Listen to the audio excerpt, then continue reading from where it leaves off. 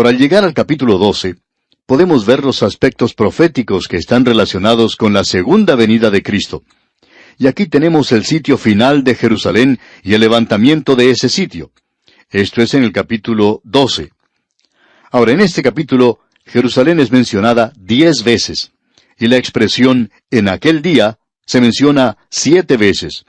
Estas cosas se repiten una y otra vez, y en realidad esta es una mención del día de Jehová que comienza aquí con el período de la gran tribulación. Y esto se desarrolla y continúa hasta el reino milenario del Señor Jesucristo que Él traerá cuando regrese. Y usted puede apreciar entonces, amigo oyente, que el anticristo trae el período de la gran tribulación. El Señor Jesucristo trae el milenio. Y esta expresión, aquel día, que se menciona aquí 7 veces, será algo que vamos a poder notar al estudiar esta sección en particular. Ahora queremos que usted, junto con nosotros, por supuesto, observemos esta expresión de aquel día y Jerusalén, porque al entrar en este capítulo 12 tenemos que hacer eso. El primer versículo del capítulo 12 de Zacarías, entonces, dice, «Profecía de la palabra de Jehová acerca de Israel. Jehová, que extiende los cielos y funda la tierra, y forma el espíritu del hombre dentro de él, ha dicho...» Ahora debemos decir que este es un gran versículo.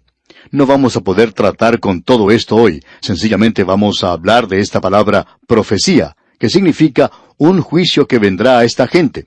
Es una carga en ese sentido. Y tiene que ver aquí con el sitio de Jerusalén. Esto precede a la batalla de Armagedón. Y luego tenemos la batalla de Armagedón misma. Luego uno descubre en esta sección el derramamiento del Espíritu sobre la familia de David y el remanente de Jerusalén, y sobre toda la casa de Israel. Ese es el cuadro que encontramos aquí. Ahora quisiéramos dedicar algo de tiempo a hablar en cuanto a este Día de Jehová, aunque ya hemos tratado esto bastante cuando estudiamos los profetas menores. Pero debemos decir que no hemos agotado el tema, de eso estamos seguros, y hay tanta confusión hoy. La confusión existía hace algunos años, y había algunos predicadores en algunas conferencias bíblicas que hablaban de este tema del Día de Jehová, y lo presentaban de una manera incierta, indefinida. Ahora, si el púlpito se encuentra en una situación confusa, donde no tiene una presentación clara de este tema, ¿qué podemos decir en cuanto a aquellos que están en las bancas? ¿Existe un entendimiento claro de lo que es el Día de Jehová? ¿Y qué es lo que piensa usted, por ejemplo, cuando usted escucha esa frase, el Día de Jehová? ¿Qué es lo que usted piensa? ¿Está claro en su propia mente esto? Si usted ha estado siguiendo con nosotros estos estudios bíblicos en este programa a través de la Biblia, ¿tiene usted una concepción definida de esto? ¿O es algo nebuloso e incierto? ¿Una expresión o una frase que es algo así como una sombrilla que la puede colocar sobre muchas cosas? Puede significar casi cualquier cosa para usted. Algo así como la palabra gloria. A veces uno escucha a la gente que usa la palabra gloria. Bueno, ¿qué es lo que quiere decir con eso? Hay otras personas que, por ejemplo, dicen amén. ¿Qué es lo que quieren decir con eso? Es como ese predicador que estaba presidiendo una reunión de negocios y dijo, ahora llamemos al presidente para que comparta con nosotros su informe y que nos deje saber cuál es el status quo de la iglesia. Uno de los diáconos se puso en pie y dijo, señor predicador, yo creo que usted debería explicarnos qué es ese status quo. El predicador se levantó una vez más y dijo, bueno, esa es una expresión latina para indicar el lío en el que nos encontramos. Ahora, esta expresión puede tener un significado diferente para diferentes personas. Así es que debemos preguntarnos entonces, ¿qué es lo que significa el Día de Jehová? Es una expresión muy importante. Se menciona 18 veces en el libro de Zacarías solamente, y ya la hemos visto en los libros de los profetas mayores y los menores también. En el libro de Joel, por ejemplo, era el tema de este libro. Malaquías también la menciona, y la veremos en nuestro estudio cuando lleguemos a ese libro. Malaquías habla de la venida del grande y terrible día de Jehová. En cierto sentido, es el tema del Antiguo Testamento y uno de los temas más importantes. Y nosotros queremos estudiarlo en detalle. Ahora, la palabra día. ¿Qué quiere decir por día? Debemos comprender claramente que Él no está hablando del día del Señor. El día de Jehová y el día del Señor son dos cosas diferentes. No es un día de 24 horas. El apóstol Pedro dice en su segunda epístola, capítulo 3, versículo 8, «Mas, oh amados, no ignoréis esto, que para con el Señor un día es como 1000 años, y 1000 años como un día». Ahora, los sucesos que los profetas incluyen en el día de Jehová excluyen la posibilidad de que tengan lugar en el día de 24 horas. Lo cierto es que estas cosas tan tremendas que tendrán lugar en la gran tribulación ha hecho que algunos la rechacen, que pongan este punto de vista en ridículo, porque dicen que no podemos tener tantos eventos críticos en tan breve periodo de tiempo. Bueno, eso era antes de llegar al siglo XX. Cierta revista noticiosa muy destacada analizó los 10 años que comenzaron con el año 1960 e hizo una lista de los eventos críticos que tuvieron lugar en ese breve periodo de tiempo. No creemos que Dios tenga ningún problema con esto. Amigo oyente, existe una aceleración tremenda de la crisis en el mundo en el presente. Ahora, el día de Jehová es un período de tiempo que incluye el período de la gran tribulación y el reino milenial, lo que significa que es de más de 1000 años. Ahora, ¿ha llegado el día de Jehová? ¿Estamos viviendo en ese día? Bueno, el Antiguo Testamento cierra con ese día todavía en el futuro. Y el Antiguo Testamento señalaba hacia él, y el Nuevo Testamento aún lo anticipaba.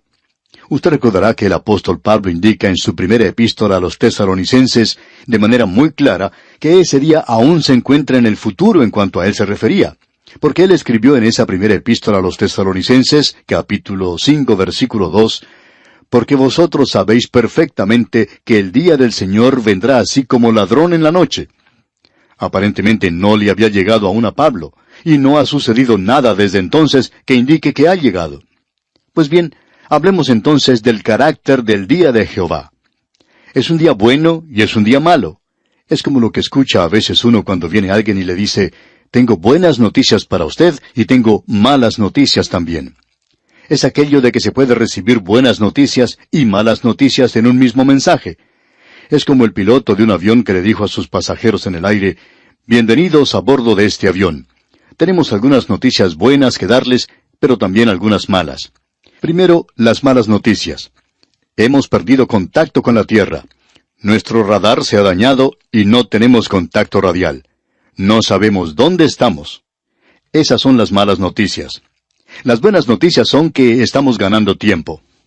Bien, amigo oyente, el día de Jehová es buenas noticias y malas noticias. Primero, las malas noticias. La gran tribulación. Luego, las buenas noticias, el reino milenario. Y ambos aspectos van a ser enfatizados ahora, comenzando aquí con el capítulo 12 de Zacarías. Él los va a enfatizar. Él da las malas noticias en los versículos 2 y 3 de este capítulo 12, donde dice, «He aquí yo pongo a Jerusalén por copa que hará temblar a todos los pueblos alrededor de Judá en el sitio contra Jerusalén. Y en aquel día yo pondré a Jerusalén por piedra pesada a todos los pueblos. Todos los que se la cargaren serán despedazados, bien que todas las naciones de la tierra se juntarán contra ella». Esas son las malas noticias. Pero vendrán más adelante las buenas noticias, porque si uno lee allá en el capítulo 14 de Zacarías, versículo 8, dice, «Acontecerá también en aquel día que saldrán de Jerusalén aguas vivas, la mitad de ellas hacia el mar oriental y la otra mitad hacia el mar occidental, en verano y en invierno». Son buenas noticias. Malas noticias y buenas noticias.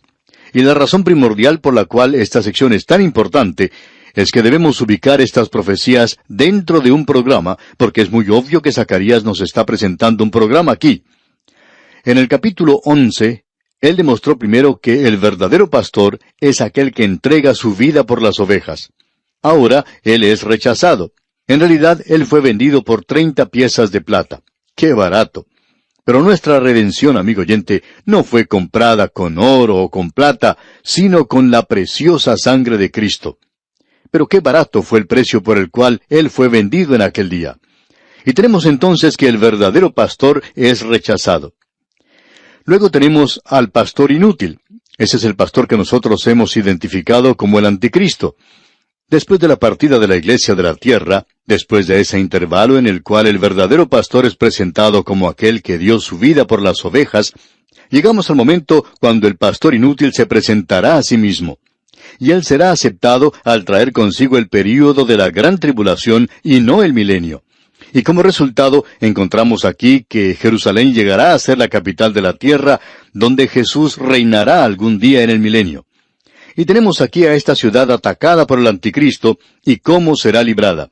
Por tanto, esto hace de esta sección algo importante.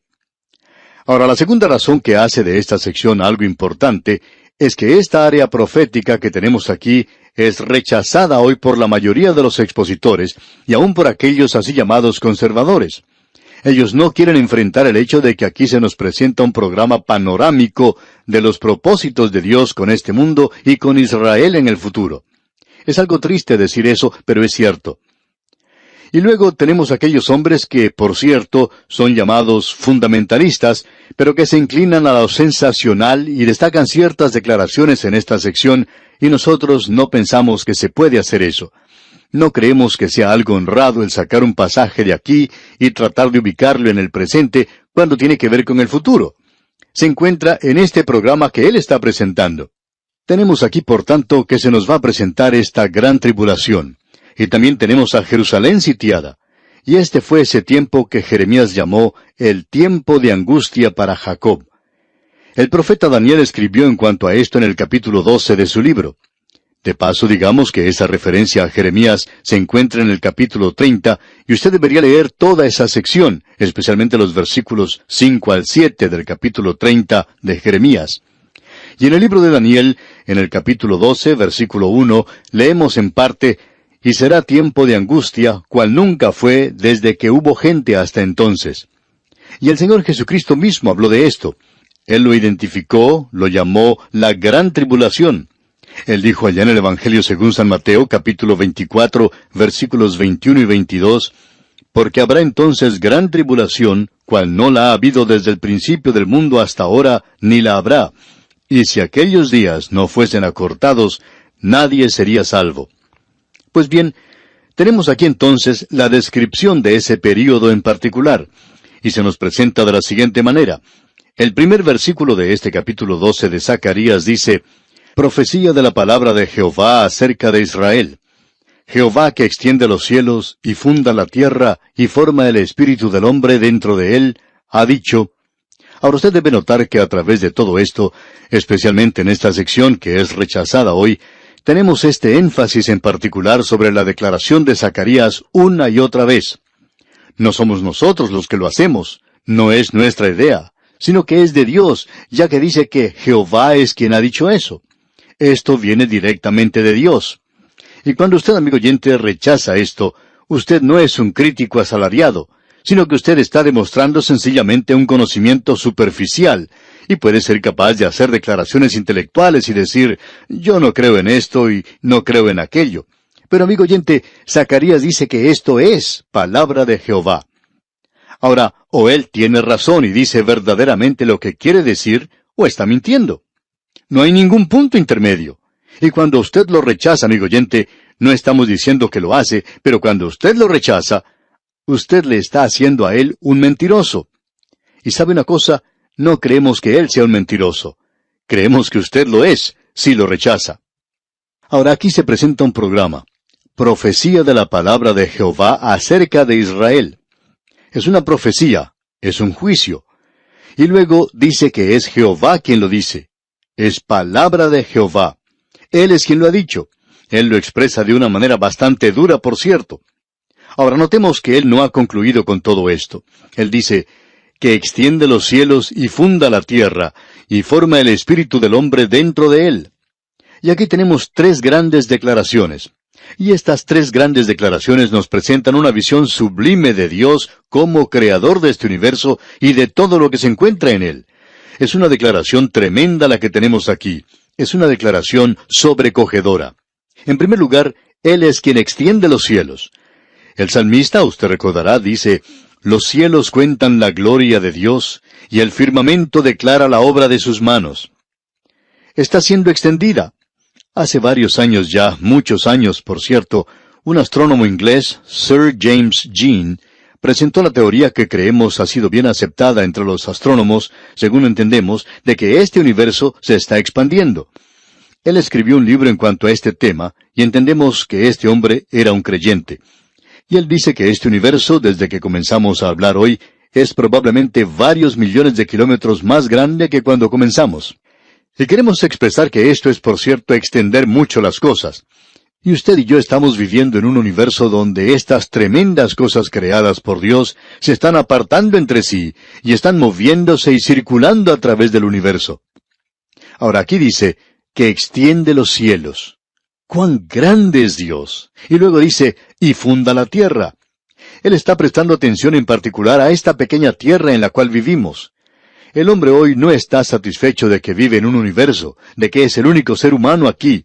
El hombre ha estado enviando cohetes teleguiados, no contra otra nación, sino fuera, hacia otros mundos. Y no estamos tratando de ver si tienen algo que decirnos, sino que estamos tratando de atisbar por sus ventanas a ver si están allí. Pero no hay nadie allí. Es Dios quien ha puesto el fundamento, los cimientos de esta tierra. Y luego tenemos la más notable de estas tres declaraciones. Y forma el espíritu del hombre dentro de él. El hombre es una creación un poquito diferente de cualquier otra cosa sobre la tierra. Él es superior a cualquier cosa en la tierra, pero no ocupa una posición tan elevada como esas inteligencias creadas que llamamos ángeles. Y creemos que el universo está lleno de las inteligencias creadas por Dios. No creemos que sean esos hombrecitos de Marte. Los científicos están descubriendo que si uno viviera en el planeta Marte, pronto estaría buscando salir de allí. Y que usted y yo estamos viviendo en un universo que no parece ser habitado. Y no creemos que Dios haya colocado un cartel diciendo que hay vacantes en algún otro lugar. Opinamos que si lográramos salir de nuestro sistema solar, descubriríamos que las inteligencias creadas de Dios están en este universo. Son criaturas espirituales, y nuestras cámaras no son capaces de captar a ninguna de ellas. De eso estamos seguros.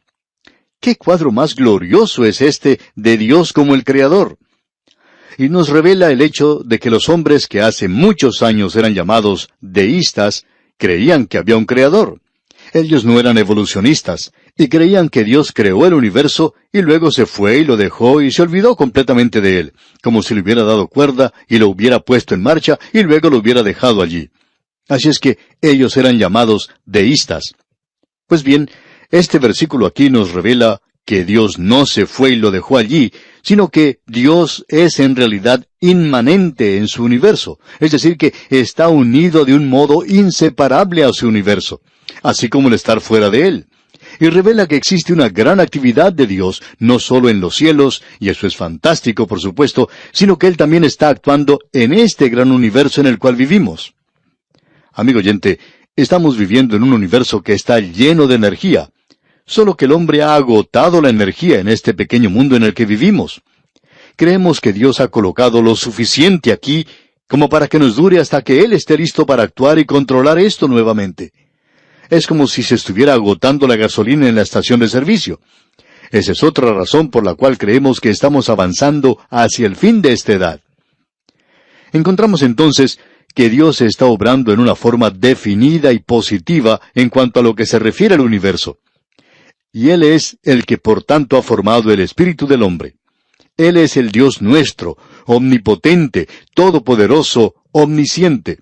Él es sabiduría y conocimiento. Amigo oyente, creemos que a esto se le ha llamado uno de los discursos escatológicos más magníficos que se puede encontrar en la palabra de Dios. Y aún así no es creído en el presente, inclusive por muchos de aquellos que se llaman a sí mismos conservadores o evangélicos. Y esa también es otra palabra que cubre una multitud de pecados. Ahora notemos lo que dice el segundo versículo de este capítulo 12 de Zacarías.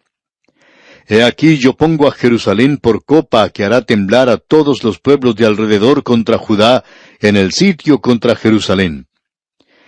Notemos que menciona a Jerusalén. En solamente un versículo es mencionada 2 veces. Y como dijimos anteriormente, Jerusalén es mencionada como 10 veces en este capítulo. Aquí tenemos a Jerusalén que llega a ser el centro mismo de la actividad que tendrá lugar cuando se instale el anticristo. Llega a ser el centro de juicio. Y él dice, he aquí yo pongo a Jerusalén por copa. Y creemos que esto es un poquito más grande que un vaso, digamos de paso. Esta expresión nos da la idea de un recipiente de mayor tamaño, porque Dios nos dice, he aquí yo pongo a Jerusalén por copa. Ahora identifiquemos esto. ¿Cuándo tendrá lugar? Bueno, tendrá lugar cuando comience el sitio contra Jerusalén y contra Judá. ¿Cuándo? En los días postreros. En ese tiempo que el Señor Jesucristo llamó el período de la gran tribulación. Así es que la interpretación de toda esta sección no es para el día de hoy. Creemos que sí tiene un mensaje para nosotros en el presente, y también creemos que aquí podemos encontrar una tremenda lección para cada uno de nosotros. Y debemos comprender aquí que Dios hará de Jerusalén una copa de intoxicación para aquellos que se relacionen con esto. Ellos van a quedarse temblando a causa de esto. Aquí dice que los hará temblar, y todos aquellos que la levanten se verán heridos gravemente. Dios dice que uno puede lastimarse. En efecto, dice que serán despedazados los que se metan con Jerusalén. En el versículo 3 leemos, «Y en aquel día yo pondré a Jerusalén por piedra pesada a todos los pueblos. Todos los que se la cargaren serán despedazados, bien que todas las naciones de la tierra se juntarán contra ella». Aparentemente estamos hablando aquí en cuanto a Jerusalén, y esto no tiene nada que ver con Roma, con París, Londres o Washington o cualquier otra ciudad del mundo. Cuando aquí dice Jerusalén, y lo repite más de 10 veces, eso es lo que quiere decir, y de una forma u otra parece que no lo comprendemos todavía. Aún algunos de los comentaristas bíblicos no comprenden bien esto. Jerusalén, amigo oyente, quiere decir Jerusalén. Y luego, cuando él dice Judá con esto aquí, uno no puede errar el mensaje. No se está refiriendo a una ciudad cualquiera en el mundo llamada Jerusalén. Aquí él está hablando de la Jerusalén que se encuentra en Judá. Y aquí dice que pondrá a Jerusalén por piedra pesada a todos los pueblos. Ahora esto parece algo extraño, ¿verdad? ¿Cómo se va a volver esta ciudad una piedra pesada? Un lugar un poco aislado, una ciudad antigua y que no es muy atractiva hoy. Es cierto que tiene muchos lugares que son sagrados en el presente y de mucho significado, y puede haber lugares que a uno le gusten más que Jerusalén. Sin embargo, a uno le agrada ir allí. ¿Por qué? Bueno, hay tantas cosas que ver que están identificadas con la Biblia que la hacen atractiva. Pero ¿por qué? ¿Por qué tiene que ser este el lugar tan prominente en los días postreros? ¿Cómo resuelve uno esto? Bueno, amigo oyente, si usted quiere resolverlo, debemos decir que esta ciudad ha llegado a ser una piedra pesada en el presente. Causó que los árabes detuvieran el flujo del petróleo. Ellos dijeron, ya no hay más petróleo. Y usted bien sabe lo que sucedió, que prácticamente todas las naciones de Europa le dieron la espalda a Jerusalén, incluyendo al Japón y otras naciones. Fueron pocos los que apoyaron a esta pequeña nación, y quizá hubiera sucumbido. Es una piedra pesada, y eso es cierto aún en el presente. Pero no queremos que nos entienda mal, amigo oyente. Eso no fue el cumplimiento de la profecía. Sería insensatez pensar eso. Esto forma parte de un programa para el futuro. Dios quiere que usted sepa que no estamos haciendo declaraciones exageradas cuando decimos que Jerusalén puede llegar a ser una piedra pesada. Creemos que lo que hemos visto no es nada comparado con lo que será en aquel día. Lo que ocurrió en aquella ocasión casi destruye el mercado común. Sacudió a la OTAN. ¿Por qué? Porque Jerusalén llegó a ser una piedra pesada. Y si usted quiere, puede darle un vistazo a la lista de naciones del mundo que han capturado esa ciudad y han tratado de arruinarla, incluyendo a Gran Bretaña cuando el general Allen se apoderó de Jerusalén. Gran Bretaña era entonces el poder mundial número 1. El sol nunca se ponía sobre el imperio británico. Pero eso no es así en el presente, amigo oyente. Ahora el sol sí se pone, porque ellos se metieron con esa ciudad. Y hablando honradamente, amigo oyente, esperamos no vernos envueltos con esa ciudad. Dios dice que no debemos tocarla, que Él está a cargo de ese lugar. Y parece que ese es un lugar que Él aún controla. Ahora en el versículo 3 de este capítulo 12 de Zacarías leemos, «Y en aquel día yo pondré a Jerusalén por piedra pesada a todos los pueblos. Todos los que se la cargaren serán despedazados, bien que todas las naciones de la tierra se juntarán contra ella». Y note usted esta expresión, en aquel día. Y esto va a parecer algo monótono antes de que concluyamos nuestro estudio. Ahora el versículo 4 continúa diciendo, en aquel día, y aquí está otra vez, dice Jehová, heriré con pánico a todo caballo y con locura al jinete, mas sobre la casa de Judá abriré mis ojos, y a todo caballo de los pueblos heriré con ceguera. Es decir, que cuando el enemigo caiga contra ellos, Dios les va a liberar. Esto es porque cuando el enemigo viene, y el caballo aquí representa la guerra, y cuando el caballo demuestra pánico, el jinete muestra locura. Y amigo oyente, por cierto que habrá confusión allí. Luego en el versículo 5 de Zacarías capítulo 12 leemos, «Y los capitanes de Judá dirán en su corazón, tienen fuerza los habitantes de Jerusalén en Jehová de los ejércitos, su Dios». Y Jerusalén en aquel día llegará a ser un refugio para el pueblo de Dios en la tierra. El Señor Jesucristo vino hace muchos años y el mundo le rechazó. Le vendieron por 30 piezas de plata. Pero Él ahora nos ha redimido, no con oro o con plata, sino por medio de su preciosa sangre. Y Él fue rechazado entonces de la misma manera en que es rechazado hoy en todo el mundo. Pero aún así hay muchos que están acudiendo a Él en el presente y le están encontrando como su Salvador personal. Ahora, cuando el Señor Jesucristo partió, Él dijo que había venido en nombre de su Padre y que le habían rechazado. Pero cuando viniera uno en su propio nombre, entonces le recibirían. Bueno, ese alguien o ese uno que Él mencionó vendrá algún día. Aquí se le llama el pastor inútil, y este es un cuadro del anticristo. La gente le espera a Él, pero Él no va a traer el milenio. Él traerá el período de la gran tribulación. Y usted puede apreciar aquí que Él baja sobre Jerusalén. Y al llegar a esta segunda profecía, a este segundo juicio que comienza aquí en el capítulo 12, vemos que tiene que ver con la segunda venida de Cristo. Podemos ver a Jerusalén sitiada, y este es el resultado de la actividad del anticristo, y el enemigo se aproxima por todas partes. Vimos en nuestro programa anterior que Dios iba a intervenir a su favor, y vamos a continuar aquí con nuestro estudio en esta sección en particular, donde Dios ayudará a su pueblo en aquella ocasión.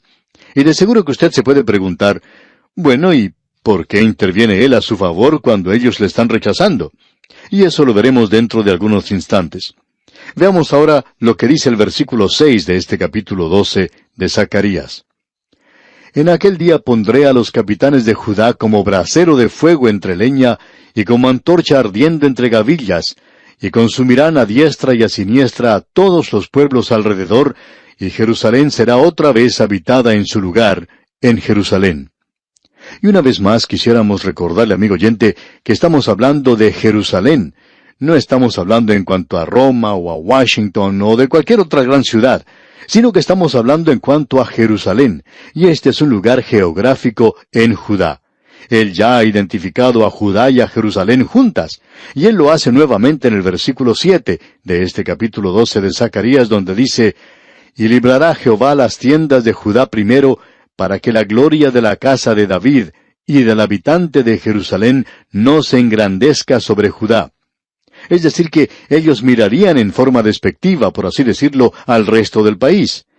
Y pensamos que hay personas en una sección de un país que tienen la tendencia de mirar de manera despreciativa a la gente de otras secciones del país. En algunos lugares se critica el acento, por ejemplo, que tiene una persona que proviene de otra parte del mismo país, aunque sea una persona bien educada y con mucho conocimiento.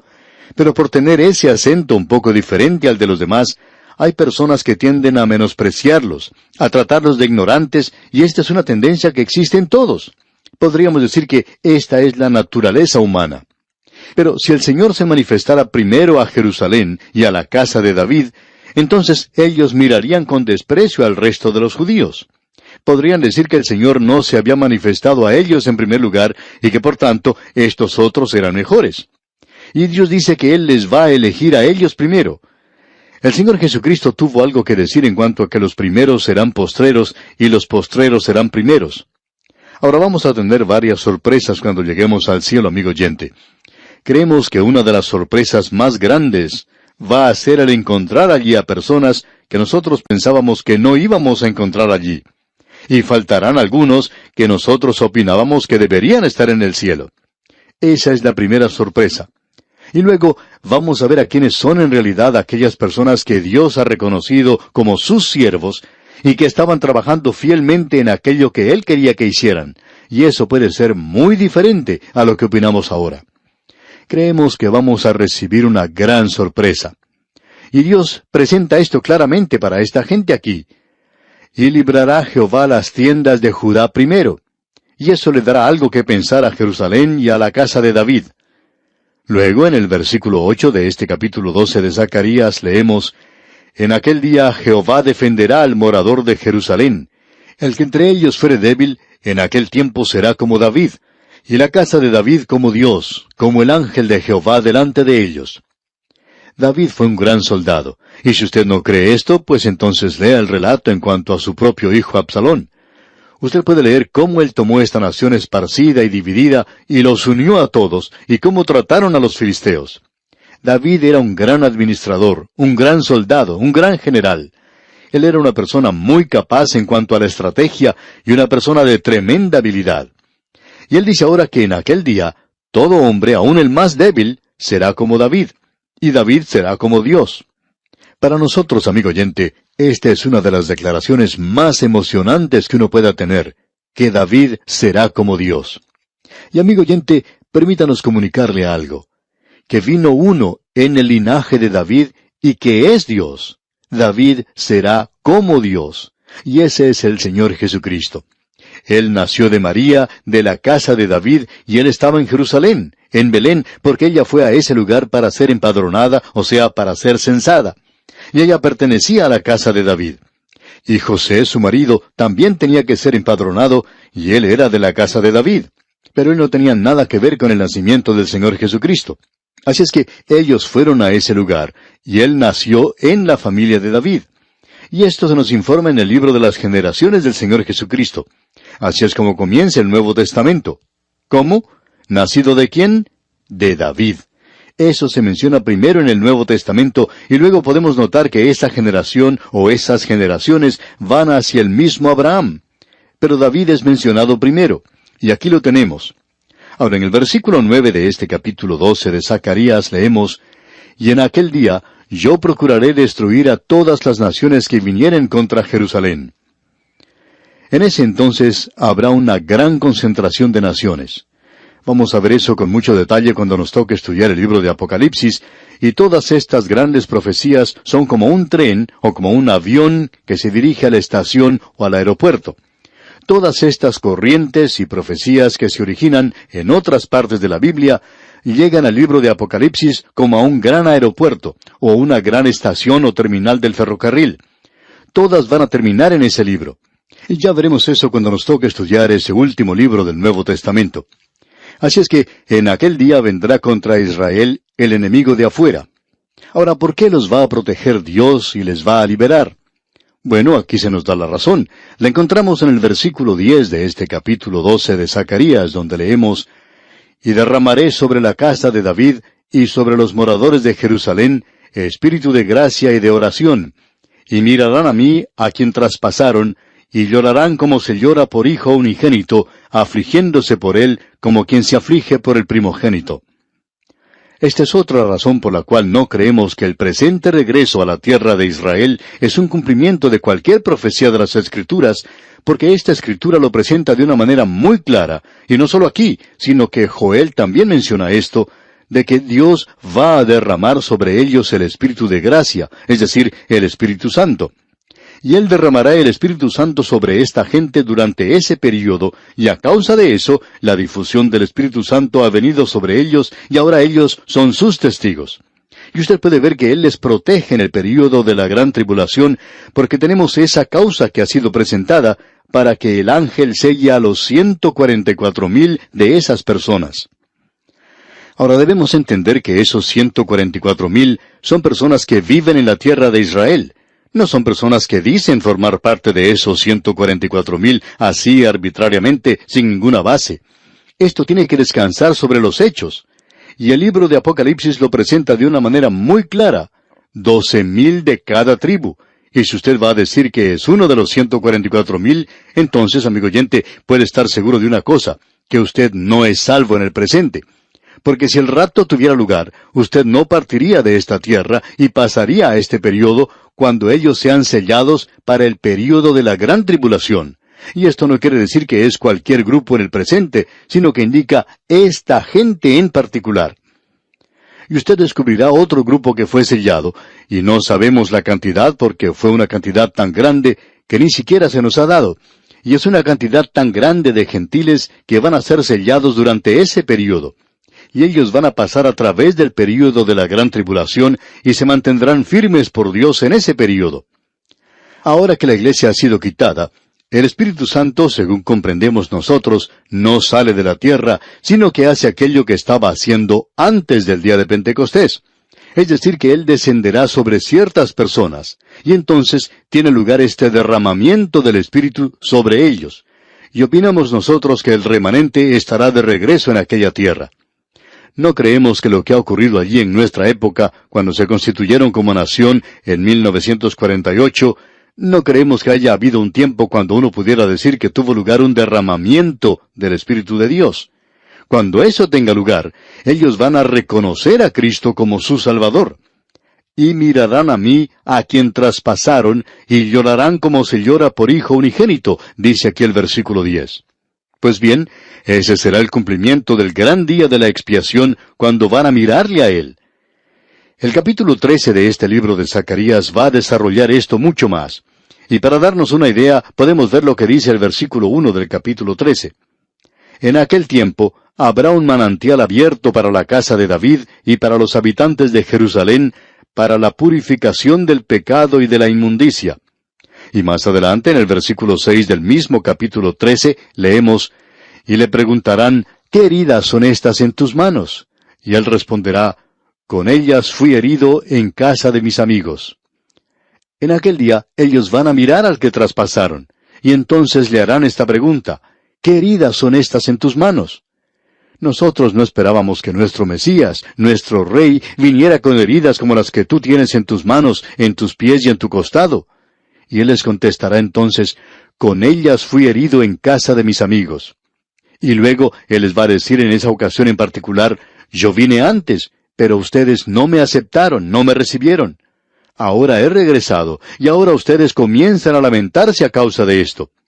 Y él aún les llama amigos, de la misma manera en que llamó a Judas amigo, como usted bien recuerda, porque el Señor le dijo a Judas, después que éste le hubo traicionado, amigo, ¿a qué vienes? ¿Lo recuerda? Él le llama amigo. También vemos que lo que sigue diciendo aquí el capítulo 13 es algo que se cita en el Nuevo Testamento. Podríamos recomendar que se lea allá en el Evangelio según San Mateo. En efecto, esto que dice aquí en el versículo 7, hiere al pastor y serán dispersadas las ovejas, eso lo vemos en Mateo capítulo 16 y versículos 31 al 37. También en el Evangelio según San Marcos, capítulo 14, versículos 27 al 35. De esto hablaremos cuando estudiemos el capítulo 13. Eso es importante de estudiar de nuestra parte. Ahora hemos estado hablando de esta pregunta de por qué va Él a defender a Jerusalén. Él ha derramado el Espíritu de gracia sobre ellos. Y amigo oyente, esa es la única manera por medio de la cual usted y yo podemos tener al Espíritu de Dios dentro de nosotros. Usted no tiene que buscarle, o gemir, o quejarse, y tratar de llegar a ser un super santo para poder tener el Espíritu Santo. Todo lo que usted tiene que hacer es acercarse al Señor Jesucristo como pecador que es, y aceptarle y recibirle a Él como Salvador personal. Entonces, en usted morará el Espíritu Santo de Dios.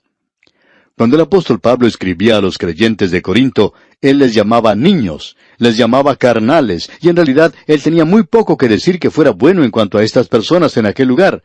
Aún así, él podía decirles, ¿o ignoráis que vuestro cuerpo es templo del Espíritu Santo? Él es el Espíritu de gracia, y Él no mora en mí o no me llena porque yo sea un super santo o porque yo estoy más adelantado que los demás. No lo soy. Por el contrario, estoy detrás de los demás. Es a causa de su gracia que Él hace estas cosas. Y es así como Él va a hacer esto para esta gente. Si usted cree que Él ha derramado su gracia para conmigo, amigo oyente, yo no voy a objetar que Él demuestre su gracia con esta gente tampoco. Y ellos van a llegar a conocerle y se quitará el velo de sus ojos, como dijo el apóstol Pablo. Pero esto no quiere decir que ellos no sean responsables. Y en cualquier momento en que uno de ellos, en su corazón, se vuelva a Cristo, el apóstol Pablo presentó esto de una manera muy clara, que ese velo será quitado, y ellos podrán ver a Cristo como su Salvador. Amigo oyente, esto es cierto con cualquier pecador en el presente. Usted no está perdido hoy porque no ha escuchado el Evangelio. Usted no está perdido por eso o por aquella otra cosa. usted está perdido, amigo oyente, porque usted ha tomado una decisión de rechazar a Jesucristo. Amigo oyente, hoy existe esa idea de que, de alguna forma u otra, no somos responsables. Usted y yo sabemos que es por gracia. Usted y yo sabemos que somos responsables para responder a esa maravillosa gracia de Dios, a esa infinita gracia de Dios. Dios nos salvó, y eso no fue a causa de nuestras habilidades, ni siquiera por nuestra fe. Él nos salvó por la preciosa sangre de Cristo. Este es un pasaje maravilloso de las Escrituras, amigo oyente. Ahora podemos notar aquí en este versículo 11 del capítulo 12 de Zacarías que se vuelve a repetir esta expresión, en aquel día. Quizá usted ya esté cansado de hablar de aquel día. Bueno, aún no ha escuchado nada, amigo oyente, a través de todo lo que nos resta del libro de Zacarías. Hasta el último versículo, él va a continuar hablando de aquel día y aquel día. Y para esta hora ya deberíamos saber lo que significa esa expresión de aquel día. Es ese período de tiempo, como vimos hace un par de programas, cuando tratamos este tema tan importante, que se presenta aquí, el día de Jehová. ¿Qué es lo que quiere decir? El día de Jehová comienza cuando la iglesia deja esta tierra por medio del rapto, y entonces comienza el período de la gran tribulación. Y continuará a través del reino milenario y durante el tiempo donde se dominará toda rebelión y comenzará el reino eterno. Y ese reino continúa, un reino de 1000 años, con la excepción de que no es un tiempo de prueba. Y todo queda establecido para la eternidad. Así es que esta es una sección maravillosa de la palabra de Dios. Y aquí en el versículo 11 leemos, en aquel día habrá gran llanto en Jerusalén. Y ese es el verdadero día de la expiación.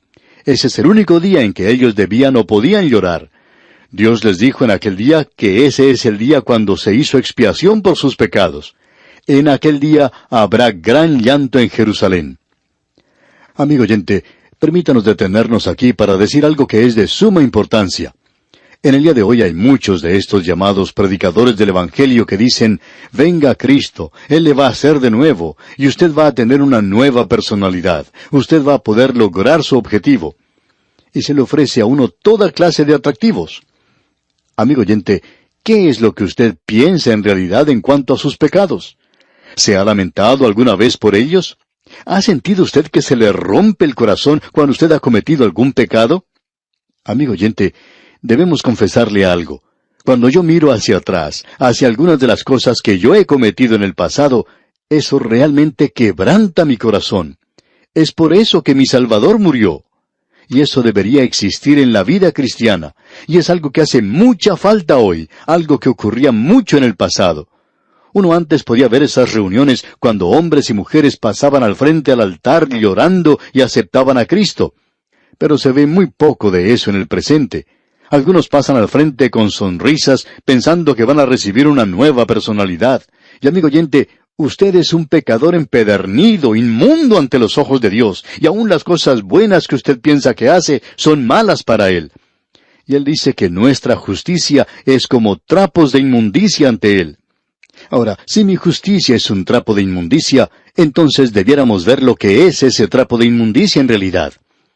Amigo oyente, si usted y yo pudiéramos contemplarnos de la misma manera en que Dios nos ve, no podríamos tolerarnos a nosotros mismos. Nos libraríamos enseguida de ese engreimiento y esa autoconfianza que tenemos.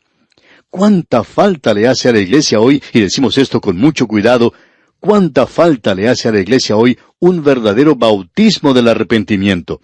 Eso es lo que se necesita hoy. Arrepentimiento de parte de los creyentes, arrepentimiento por sus pecados. Y en este versículo 11 del capítulo 12 de Zacarías leemos, en aquel día habrá gran llanto en Jerusalén, como el llanto de Adadrimón en el valle de Megido. Esto se refiere al valle de Megido y a la época de Josías. Josías era muy amado entre la gente, y cuando él murió, hubo mucho llanto por él. Jeremías lloró por él como no lloró por ninguna otra persona. Y en el versículo 12 leemos, y la tierra lamentará, cada linaje aparte, los descendientes de la casa de David por sí, y sus mujeres por sí, los descendientes de la casa de Natán por sí, y sus mujeres por sí. Esto es algo que muchos de nosotros necesitamos hacer privadamente. Y luego, los dos últimos versículos, los versículos 13 y 14, dicen, los descendientes de la casa de Leví por sí, y sus mujeres por sí, los descendientes de Simei por sí, y sus mujeres por sí, todos los otros linajes, cada uno por sí, y sus mujeres por sí. Este es un verdadero lamento. ¿Cuál ha sido ese gran pecado cometido? Ellos habían rechazado al Mesías cuando Él vino por primera vez.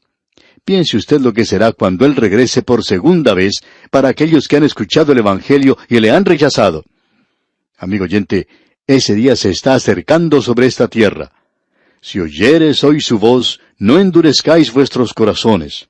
Abra, amigo oyente, su corazón ahora mismo y reciba a Cristo como su Salvador personal. Es nuestra oración que Dios le bendiga ricamente.